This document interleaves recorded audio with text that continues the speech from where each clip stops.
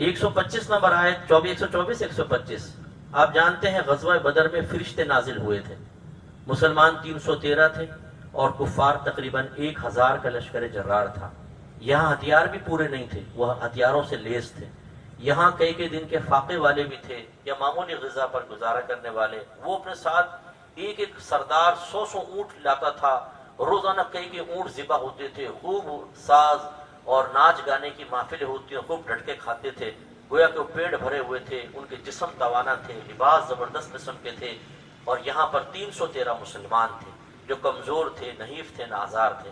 لیکن ہمیشہ یاد رکھیں کہ جب جذبہ صادق ہوتا ہے اور انسان اللہ تبارک و تعالیٰ پر کامل بھروسہ رکھے، ایمان مضبوط ہو، تو پھر قلیل جماعتیں بڑوں پر غالب آ جاتی ہیں. آپ نے دیکھا ہوگا، کبھی کوئی ایسا جھگڑا پھڈا دیکھا ہو، اسے دیکھا نہ کریں.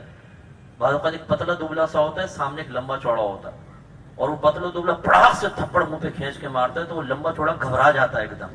حالانکہ یہ دھان پان سا ہوتا ہے، اس پہ ایک ہاتھ مارو تو دور جا کر گرے. لیکن وہ کیا ہوتا ہے، اس کی ہمت ہوتی ہے، اس کے اندر طاقت، جرت ہوتی ہے، وہ جرت پہ اس سے غالب آ جاتا ہے. اور بعض اتنے لمبے چوڑے تو تھپڑ کھا کے یوں بیچارے کانپ جائیں گے بالکل، کیوں ہمت نہیں ہوتی. تو ہمیشہ یاد رکھیں کہ ہمت اور حوصلے سے انسان کامیاب ہوتا ہے. اور یہاں تو صورتحال ہے کہ بعض بیویاں غالب آ گئی ہیں شوہروں پہ، وہ تھپڑ مار مار کے کئی فٹ دور گرا رہی ہیں. ایک بچی نے مجھے بھیجا مسئلہ، پختون بچی تھی ماشاءاللہ. کہنے لگی میں نے اپنے شوہر کو زمین پہ گرایا اور چھری اس کی گردن پہ رکھی اور کہا مجھے دے 3 طلاقیں. اس نے ڈر کے ہمارے 3 طلاقیں دے دی. تو مفتی صاحب یہ 3 طلاقیں ہو گئی ہیں؟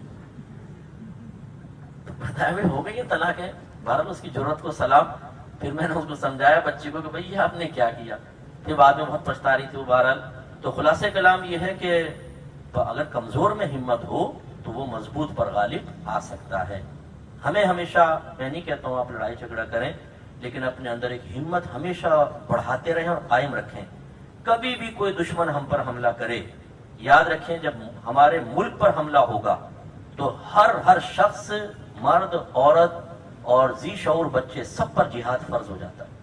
اپنے ملک کا دفاع کرنا سب پہ فرض ہے، حسب استطاعت. چاہے آپ لکڑی سے لڑیں، پتھر اٹھا کے ماریں، کچھ بھی کریں، ہمیں لڑنا ہوگا.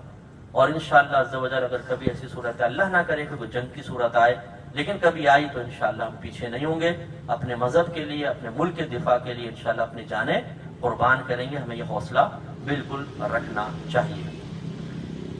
اللہ نے کچھ یہاں خبریں بھی دی ہیں.